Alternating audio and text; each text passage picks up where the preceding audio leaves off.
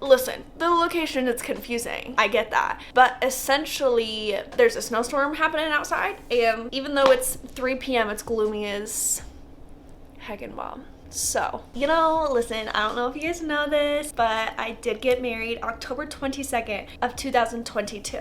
And I thought it was finally time we sat down and did a long-awaited wedding Q&A. You've got the Q's, I've got the A's. It's a Q and A. Okay, without further ado, let's just jump into it. I will say one thing. And that one thing is, essentially, my most asked questions were about my dress. And I have a lot of footage of me picking out my dress, redesigning my dress, it coming in and it being a hot mess, going and looking at other dresses. And I think that can be a whole video on its own where I will just like sit down and walk you through the wedding dress disaster. So the wedding dress video will be coming. Anyways, I just love our girly chats. All right, hold on. I got psoriasis itch. Grab your beverage of choice and let's jump into it. I'm so excited because I really haven't talked to you guys about my wedding at all. In fact, I have a question that says, I screenshotted too many questions. Where is it? Were you happy with your decision to keep your wedding offline until after? 110,000%. Absolutely. Yes. Here's what it came down to. Over the last 2 years, my mental health, rocky. And it's like one negative comment would send me into a spiral. And I'm such a people pleaser. I mean, listen.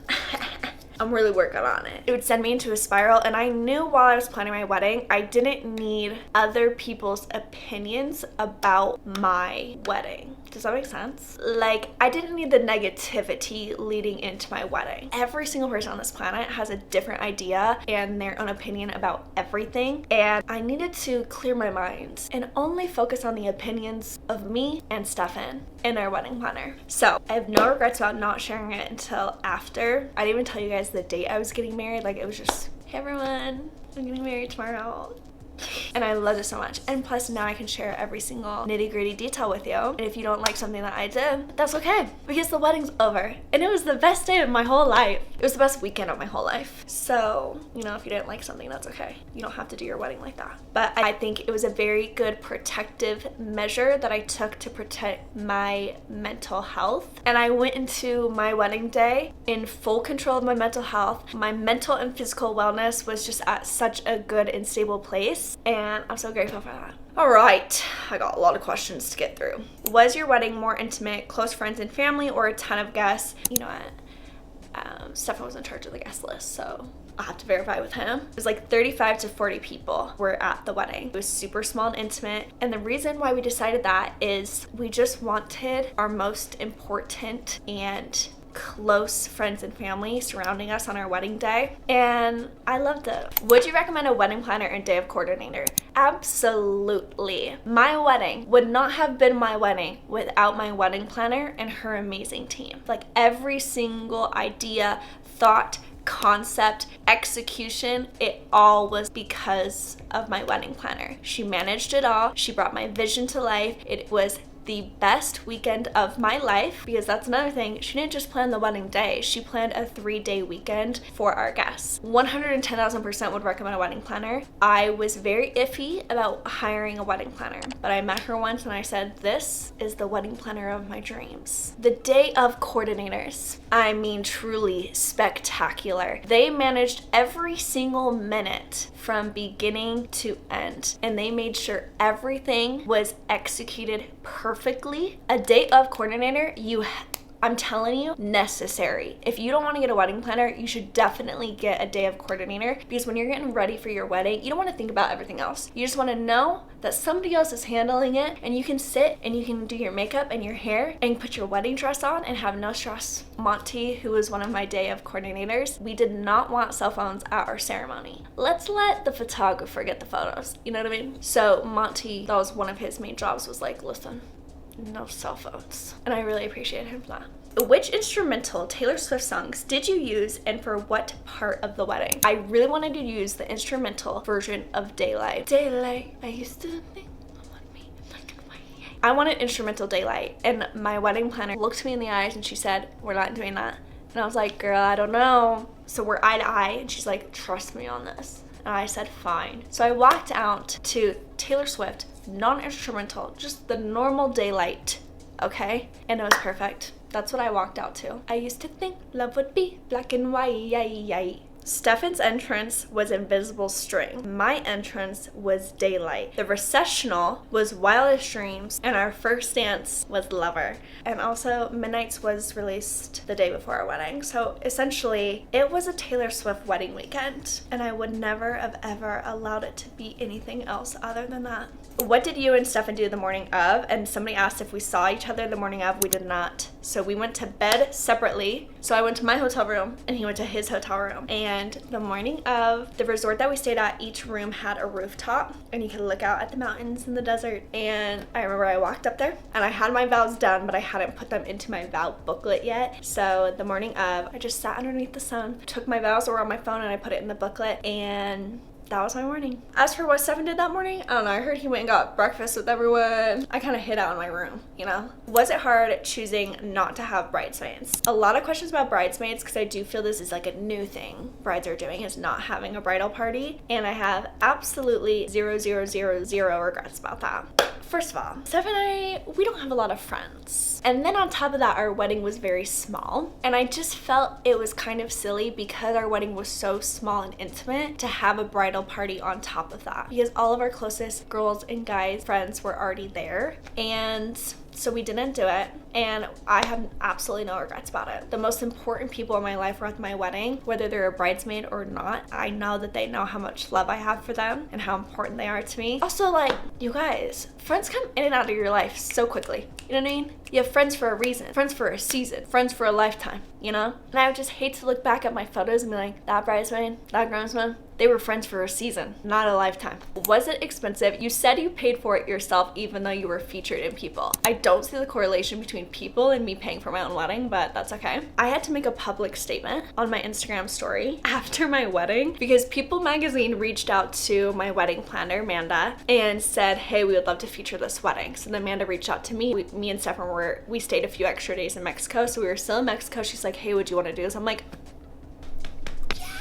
People magazine thinks that my wedding is that cool that they want to put an online feature. I'm like, absolutely, what an honor. So it gets posted, and then all of a sudden, all my DMs, oh, this is why you decided not to share your wedding. You saved it for a People feature and you're getting paid. No, it took something that I was so excited about. Like, you guys, do you remember going to the grocery store with your mom growing up, and you would look at all the magazines and you would see the weddings on on People magazine, and you'd be like, wow.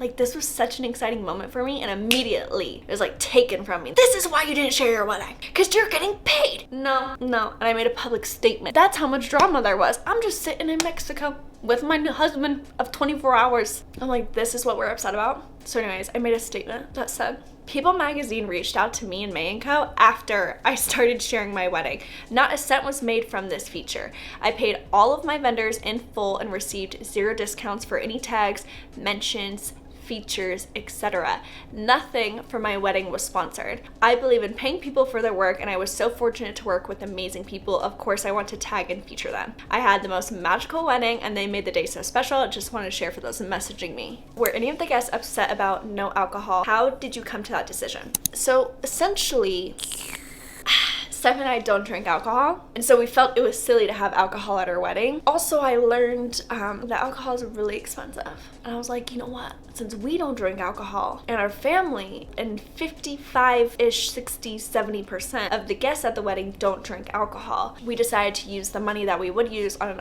open bar for other things. So we did not have alcohol. We had our cocktail hour was a mocktail hour right after the ceremony, and then throughout the wedding night, we just had fun wedding vibey mocktails. But for anyone that did drink alcohol, there was alcohol at this resort. So there was alcohol. It was just not provided by Stefan and I. The resort has alcohol, you know what I mean? Are you catching the vibe I'm throwing your way? Nobody acted upset, but I'm telling you, we had like a really amazing group of people at this wedding. Give me some cues, because I got the A's I've called in Stefan. That's me. To answer some questions, because I have the memory of an ant. That's kind of rude to ants. Yeah, I wouldn't say that to you. Okay. Rude to I you. have a very poor memory. Did you think anyone was upset about no alcohol? No. Okay. What does Stefan's ring look like? Boom. Let me take you in here. We can do a 360. As they do in the world, you know. Love it. Can you share your timeline on how long y'all were dating and engaged for? Great question. Great question. Our first date was in November of 2016. We didn't vibe. Didn't vibe. We didn't like it. We kept in touch because we have mutual friends. We were like, dating's not our thing. Not the one for me. Yeah. Yeah. January 31st, 2017, we became official. Oh. One day I was so sad. I was like, listen, I'm so sad. My roommate's moving out. I remember it was a Friday night. I was very sad. My friend Mason, he was like, don't worry, girl. I'll come pick you up. We can go hang out. I'm like, right on. See you soon. I get in the car. Guess who's in there? It's not just Mason. It's Mason and Stefan. And we go bowling. We're having a good time. I'm like, wait a minute. Who is this man? Mm-hmm. I'm vibing with him. Yeah. I wasn't vibing with him 3 months ago. But now I'm vibing with Now we're like, him. whoa. This is a vibe. Yeah. Yeah. When did we go to In-N-Out, though? That was before that, right? Yeah. So we kind of had like, oh, Yeah. they're kind of cool. Yeah. But the bowling night was when I was like, Dang. who are you again? Yeah. Yeah. You can tell. Yeah. She was falling for me. Like 2 weeks later, we were both still dating other people. And then I said, listen, actually I've fallen in love with you. Yeah. It's either me or... Yeah. No one. Yeah. And he chose me. Best decision of my life. So January 31st, 2017, official. We're dating. Boom. June 13th, 2020, engaged. Boom. So that's 3.5 years later. So we were dating for 3.5 years. Yeah. Yeah. 3.5 years, we get engaged. 2018, 2019, 2020. Yeah. And then June. So we dated for 3.5 years, and then we got married October 22nd of 22. 2.5 years later. Yeah. So we've been together since 2017. 6 years. 6 years and a little bit. Okay, thank you, sir. You may leave. That's it. Yeah. I know that I'm slathered bathing in self-tanner all the time, 24/7, but I actually did not self-tan for my wedding. But I was also covered head to toe because I had these mesh sleeves and this was all mesh. So there was really no need for me to self-tan because I was legitimately covered head to toe. Did you have pre-wedding jitters? I didn't. I have always been scared of marriage. You guys know this. I've talked about this. I've always been so scared of marriage. I'm like, how are these girls getting married? Like, how are you doing this? And you're like 100% comfortable. And I just think when you find your person, you truly know. Like, there was no jitters. There was nothing but excitement. I wasn't nervous. I just think when you know, you know. And also, I just knew my wedding team was gonna carry me through this weekend. I'm getting married this year. Wondering what your favorite part of the actual day was. Listen, you guys knew the turmoil, the uproar, the indecisiveness. I could not decide, and I did not decide until 4 weeks before my wedding. Might have even been less than that. The very last call with my wedding planner before we were going to Mexico, I was like, okay, we'll do a private vow ceremony. I've asked you guys so many times on Instagram, like, should I do private vows? Should we do private vows? Like, do we do this first look and private vow situation? Do we do it? I kept going back and forth, back and forth. And I had one DM that broke my heart. It shattered me. And she said, I waited my entire life to walk down the aisle, to have my husband cry and be like this super emotional big moment. And I didn't get that. And she said, I wish more than anything I did a private vows and first look. And I said, oh, thank you so much. You just made my decision for me. And that ended up being my favorite, most special, sacred, beautiful, happy moment of the entire day. I could just cry thinking about it. I was big kicking it all morning until like 30 minutes before I knew I was heading to my first look private vow sesh. I was feeling very anxious and just like,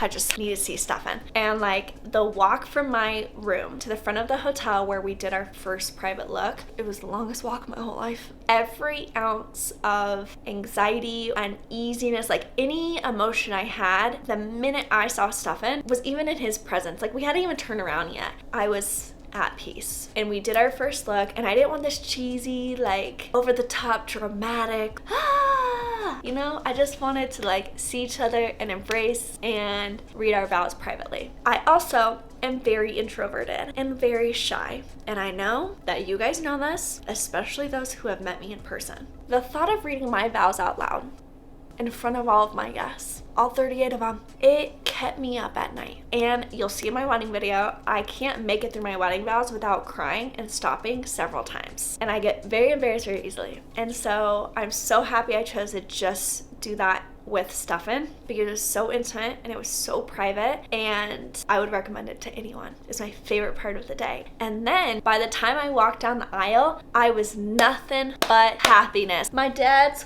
walking me down the aisle. I'm looking up at him. He's crying. And I'm like, I've waited my whole life for this. And it was perfect. Danny asks, how's married life? Does it feel any different from before? I was very convinced it would not feel any different because Steph and I have been together for so long now. Steph and I quarantined together in 2020. I never ever, you guys know this, I said I'd never live with my significant other before I got married. And we moved in together during quarantine, and then I would not still be here today if I wasn't living with Stefan during that time of my life. I was very convinced. I was like, this is not gonna feel different. But I'm telling you guys, there's something so sacred and magical about being married. One thing Steph and I have not struggled with is trust issues or commitment. So I never once was like, okay, this could still end. Like once we got engaged, I was like, oh my gosh, this is my person. This is my best friend forever and ever. But like, I think something in your mind's like, what is it? Because you're engaged, not married. You know what I mean? And it's just a new level of commitment. It's so special and it's so sacred. Anytime somebody asks me what it's like, I'm like, it's magical. It just feels like a whole new level of commitment, and it's so special that you made that commitment to one another. Did you always know you wanted a wedding? Yes. Yes. And the minute we got engaged, it was like save, save, save, save, save. The only thing I've ever wanted is my dream wedding. I was a little girl who just dreamed of having the perfect day. And I was fortunate enough to have the perfect wedding weekend. Do you have any regrets or anything you wish that you did or didn't do? I wish I would have done is trusted my gut on paper goods, because the cost of paper goods is outlandish. I can't believe it. Menus, invites, signage, outlandish. It was so freaking expensive, and it was the only thing that me and my wedding planner were butting heads on. I just wish I would have trusted my gut on that one, because my gut was telling me, girl, don't do this, don't do this, and I didn't listen. Was it everything that you hoped it would be? Everything and more. That's all I kept saying. My mom came up to me at the end of the night and was like, was it everything you wanted it to be? And I said, it was more than I ever thought was possible. And I genuinely mean that. How did you choose the location? I know Hawaii was a thought too. So my entire life, I always thought I would be married in Hawaii. And as you guys know, essentially, I don't feel that I'm ready to go back to Hawaii yet. Brian was from there. It's just, I'm not at that point yet. We always knew we wanted to do destination. I always thought Hawaii would be the place. Here's the real tea. I really, really, really wanted to get married at Amangiri. It is like the most beautiful aesthetic, my aesthetic. Like, I know my aesthetic's not everyone's aesthetic. Amangiri is my aesthetic. And I really wanted to get married there. Yeah, but essentially, it's so expensive, you guys. Like, this location, it's just wasn't gonna happen for us. Way out of our budget. 5 million times our budget. That's how expensive this place was. But because my wedding planner knew the vibes we were going for, she did some research. She found our resort, Paradero, and it's like Amangiri, but in Cabo. We always knew we wanted to do destination because we were always going to do a super small and quaint, quiet wedding. And I really loved the idea of doing a wedding weekend rather than just one day, because your wedding day flies by. Well, if we're gonna do this thing, let's just do a whole weekend. So everyone flew in on Thursday. Thursday night, we did a bonfire, marshmallows. How would I describe it? Fire night? Fire night? It was like a group hangout. The hotel was only full of our wedding guests. So everyone there did a bonfire night. And there was mocktails, there was cocktails at the bar, you know, there was cookies, desserts, whatever. And there was all these little fire pits, and we all stayed out there till like midnight. It was so fun. And Friday, it was like a free day. Some people went to the beach, the boys went golfing, some people rode bikes. You could hang out at the pool, which is what I did. I just hung out with a bunch of the girls at the pool on Friday, and then we had a rehearsal dinner Friday night. Saturday was the wedding, and I believe it started around like 3 or 4 p.m. So during the day, almost everyone, I think, was at the beach. I don't know, I was in my hotel room like this, freaking out. Did you have 2 dresses or just one the night of your reception? I've always been the girl that was like, if I'm spending an arm and a leg on my wedding dress, I am gonna stay in this wedding dress. And so I did not have any interest in changing into a reception dress. I will say this, I do not regret my decision, but if you're trying to like get down on the dance floor You're trying to boogie? I do at that point understand the point of a reception dress. My whole gown is beaded and there was like beads flying off. I was like, you know what? I get it now. How did you not rip apart the dress company for botching your dress? I go back and forth because I'm like, all right, do I warn people about this place or do I just mind my own business? You know, like what's done is done. My dress did not come out great. Do I warn you about it or do I just mind my own business? You let me know. Why did you get legally married before the wedding? In the state that Steph and I live in, we legally had to. So we had to do our courthouse wedding before we got married in Mexico, but we're just pretending that didn't happen, okay? We will not be celebrating that date. We will only be celebrating October 22nd.